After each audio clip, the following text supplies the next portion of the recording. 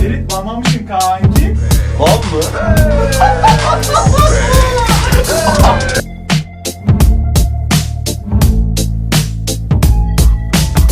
I wish I found some better sounds no one's ever heard.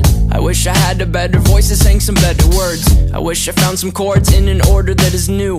I wish I didn't have to rhyme every time I sang. I was told when I get older all my fears would shrink, but now I'm insecure and I care what people think. My name's Blurry Face and I care what you think. My name's Blurry Face and I care what you think. Deprem oluyor lan. Oğlum oha. Ne oluyor lan? Salınıyorum ben Ananı şu an. sikeyim.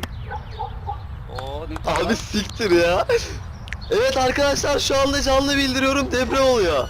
Oğlum ben Onun aşk çok oluyor lan. Wish we could turn back time to the good old days when the mama sang us to sleep, but now we're stressed out. Wish we could turn back time to the good old days. Abi Ferit bayağı beyin çalışıyormuş, doğru mu? Rüyasında bile. Oha. Baraya bak, baraya bak.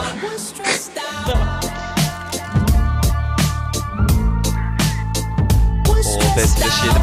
Çıkacak.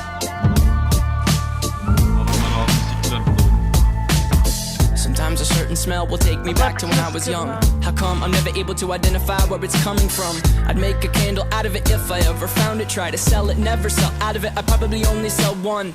Maybe to my brother, cause we have the same nose, same clothes, homegrown, a stone's throw from a creek we used to roam.